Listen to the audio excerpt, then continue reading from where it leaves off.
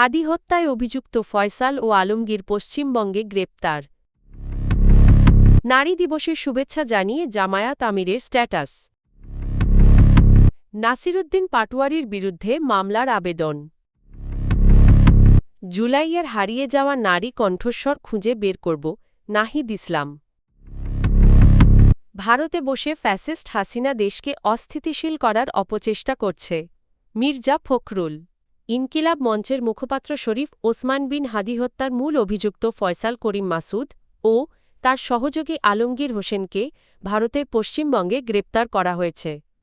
রোববার ৮ই মার্চ এক সংবাদ বিজ্ঞপ্তিতে এ তথ্য জানিয়েছে পশ্চিমবঙ্গ রাজ্য পুলিশের স্পেশাল টাস্ক ফোর্স এসটিএফ। বিবৃতিতে বলা হয়, গোপন তথ্যের ভিত্তিতে জানা যায়, বাংলাদেশে চাঁদাবাজি ও হত্যাসহ বিভিন্ন গুরুতর অপরাধে জড়িত দুই বাংলাদেশি নাগরিক দেশ থেকে পালিয়ে অবৈধভাবে ভারতে প্রবেশ করেছে এবং বনগাঁ সীমান্ত এলাকায় অবস্থান করছে। পরে অভিযান চালিয়ে তাদের আটক করা হয়।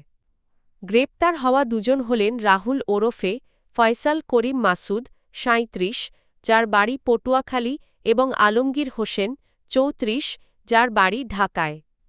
প্রাথমিক জিজ্ঞাসাবাদের ভিত্তিতে এসটিএফ জানায়, শরীফ ওসমান বিন হাদিকে হত্যার পর তারা মেঘালয় সীমান্ত দিয়ে অবৈধভাবে ভারতে প্রবেশ করে এবং বিভিন্ন স্থানে আত্মগোপনে ছিল।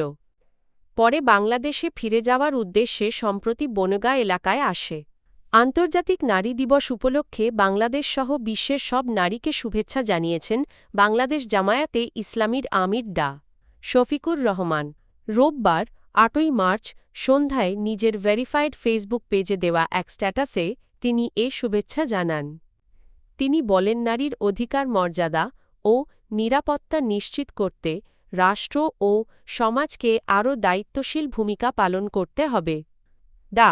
শফিকুর রহমান আশা প্রকাশ করেন, নারীর প্রতি সম্মানসম অধিকার ও নিরাপত্তা নিশ্চিতের মাধ্যমে একটি মানবিক ও ন্যায়ভিত্তিক সমাজ গড়ে তোলা সম্ভব হবে। প্রধানমন্ত্রীর রাজনৈতিক উপদেষ্টা ও বিএনপির স্থায়ী কমিটির সদস্য মির্জা আব্বাসকে নিয়ে মানহানিকর মন্তব্য ও অপরাধমূলক ভয়ভীতি প্রদর্শনের অভিযোগে জাতীয় নাগরিক পার্টির এনসিপি মুখ্য সমন্বয়ক নাসিরুদ্দিন পাটোয়ারির বিরুদ্ধে মামলার আবেদন করা হয়েছে। রোববার ৮ই মার্চ সকালে ঢাকার মেট্রোপলিটন ম্যাজিস্ট্রেট মোয়েস্তা হাসান শাহাদাতের আদালতে এ আবেদন করেন রমনা থানা বিএনপির সভাপতি মোহাম্মদ আশরাফুল ইসলাম।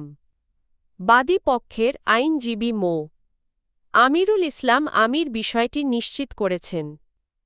আবেদনে বলা হয়েছে, ত্রয়োদশ জাতীয় সংসদ নির্বাচনে শাপলা কলি প্রতীক নিয়ে প্রতিদ্বন্দ্বিতা করে মির্জা আব্বাসের কাছে পরাজিত হওয়ার পর নাসিরুদ্দিন পাটোয়ারি সামাজিক যোগাযোগ মাধ্যম ও অনলাইন সংবাদ মাধ্যমে তার বিরুদ্ধে মিথ্যা ও মানহানিকর বক্তব্য দিয়ে আসছেন। জাতীয় নারী শক্তি নামে একটি নতুন সংগঠনের আত্মপ্রকাশ হয়েছে। রোববার ৮ই মার্চ রাজধানীর ঢাকা রিপোর্টার্স ইউনিটি মিলনায়তনে আয়োজিত এক অনুষ্ঠানের মাধ্যমে সংগঠনটির আত্মপ্রকাশ ঘটে। সংগঠনটির আহ্বায়ক হিসেবে দায়িত্ব পেয়েছেন মনিরা শারমিন এবং সদস্য সচিব করা হয়েছে ডা. মাহমুদা মিতুকে। এছাড়া মুখ্য সংগঠকের দায়িত্ব দেওয়া হয়েছে নুসরাত তাবাসসুমকে। আত্মপ্রকাশ অনুষ্ঠানে উপস্থিত ছিলেন বিরোধী দলীয় চিফ হুইপ ও জাতীয় নাগরিক পার্টির এনসিপি আহ্বায়ক নাহিদ ইসলাম। তিনি বলেন, সারা দেশে জুলাই আন্দোলনের সময় যেসব নারীর কণ্ঠস্বর হারিয়ে গেছে তাদের খুঁজে বের করার চেষ্টা করা হবে এবং জাতীয় নারীশক্তির মাধ্যমে আবারও সামনে আনা হবে। নাহিদ ইসলাম আরও বলেন, জুলাই পরবর্তী সময়ে নারীরা কেন রাজনীতির সম্মুখ ভাগ থেকে সরে গেছেন তা নিয়ে নানা প্রশ্ন রয়েছে। অনেক নারী সাইবার বুলিংয়ের শিকার হওয়ায় তারা রাজনীতি থেকে পিছিয়ে যেতে বাধ্য হয়েছেন বলেও তিনি অভিযোগ করেন। স্থানীয় সরকার মন্ত্রী ও বিএনপির মহাসচিব মির্জা ফখরুল ইসলাম আলমগীর বলেছেন, সাবেক প্রধানমন্ত্রী শেখ হাসিনা ভারতে অবস্থান করে দেশকে অস্থিতিশীল করার চেষ্টা করছেন, যা তিনি ফৌজদারি অপরাধ বলে উল্লেখ করেন। রোববার ৮ই মার্চ আন্তর্জাতিক নারী দিবস উপলক্ষে আগারগাঁওয়ে বাংলাদেশ ফিল্ম আর্কাইভ মিলনায়তনে মায়ের ডাকপ্রামাণ্য চিত্রের উদ্বোধনী অনুষ্ঠানে তিনি এসব কথা বলেন।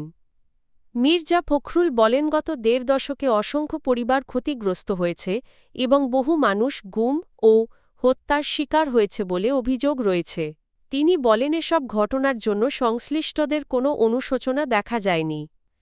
স্থানীয় সরকার মন্ত্রী বলেন গুম ও হত্যার শিকার পরিবারের পাশে দাঁড়াতে সরকার আন্তরিক। যেসব পরিবার তাদের স্বজন হারিয়েছে তাদের সন্তানদের শিক্ষিত করা, বেঁচে থাকা এবং সম্মানজনকভাবে জীবনযাপন নিশ্চিত করার ওপর গুরুত্বারোপ করেন তিনি।